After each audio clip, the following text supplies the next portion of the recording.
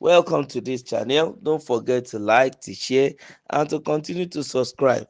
Tax Reform Bill. Withdraw threat against Tinubu. Presidency tells Bauchi governor.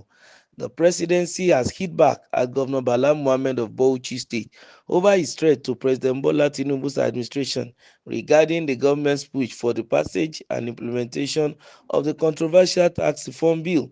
Recall that on Wednesday, December 25th, 2024, during a Christmas homage by the Christian community at the government house in Bauchi, Muhammad strongly criticized President Bola Tinubu's tax policies, describing the reforms as anti-northern and accusing them of favoring only a specific section of the country, thereby neglecting the interests of the northern region. The governor warned that if the policies persisted, the northern region will be compelled to show its true colors in response. In a post on X on Monday titled, "We will show Tinubu our true color," President Tinubu's special advisor on media and public communication, Mr. Sunday Dare, stated that Governor Mohammed's remarks do not represent the North's stance or the constructive dialogue required between states and the federal government. Dare said, "I urge him to retract these confrontational remarks and redirect his focus towards productive dialogue with the AG regarding any concerns about the Tax Reform Act. This unfortunate statement does not represent the collective voice of the northern Nigeria. The North, like other regions, seeks collaborative governance and constructive engagement with the federal government to address the nation's challenges. Rather than issuing threats, its energy might be better directed towards implementing effective poverty alleviation programs and ensuring transparent utilization of these federal resources. While the Tax Reformed Act and increased federal allocation significantly benefit the state. The most post also condemned Mohammed's statement, describing them as inappropriate for someone in his position as a state governor. His statement, "We will show President Tinubu our true color," is particularly concerning and does not reflect the constructive dialogue needed between the state and the federal government.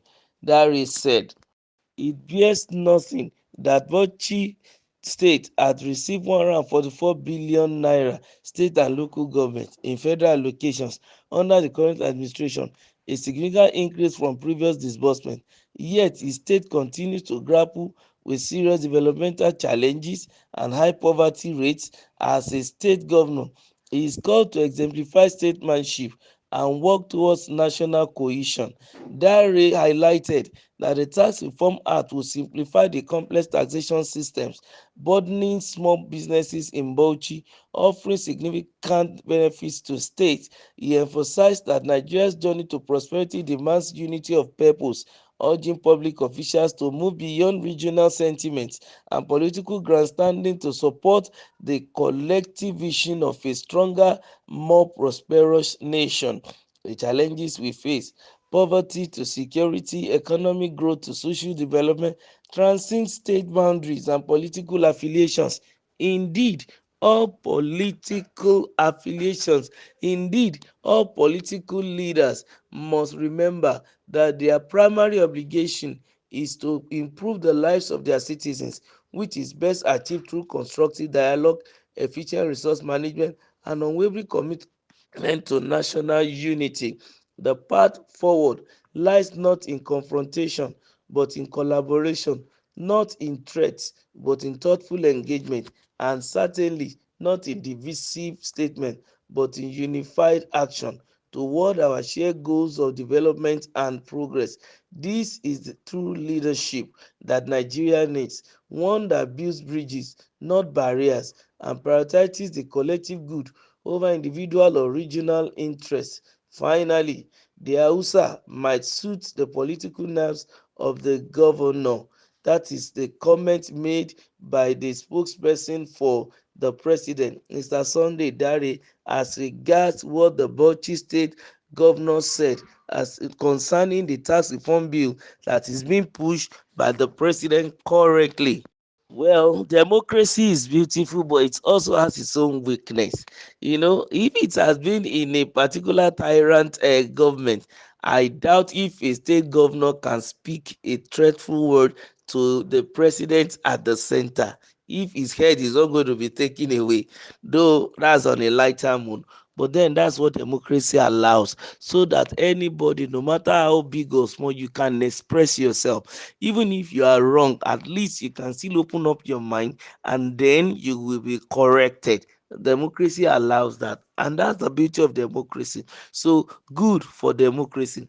Concerning the governor of Bauchi State, of course, probably they've been looking at the pros and cons of the tax reform bills, and everybody's looking at what is good or in it for him, and that is also democracy. You don't have a permanent enemy in politics, it's a permanent interest. And looking at the interest of the North, probably, because Mr. Dari said that man is not speaking for the North. Maybe he's speaking for himself and his state, and then he feels that that reform does not suit or favors them.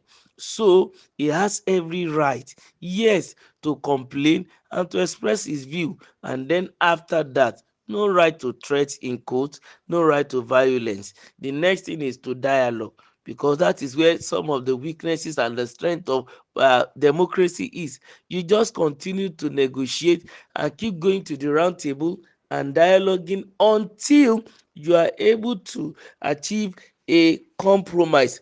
In this regard, sincerely, compromise can be achieved through threats, because the other party too can decide to match your threat for to match up your threat for threat, and at the end of the day it will only escalate and not result into anything.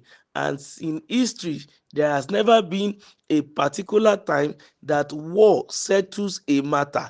After going to war, both parties will still come to round table and agree on how to put an end to the war, and then also give compromises concerning the reason for the cause of the war. So the tax reform bill, like it has been said, needed to be critically checked again and again, looked into, and then objectively and analyzed and then streamlined.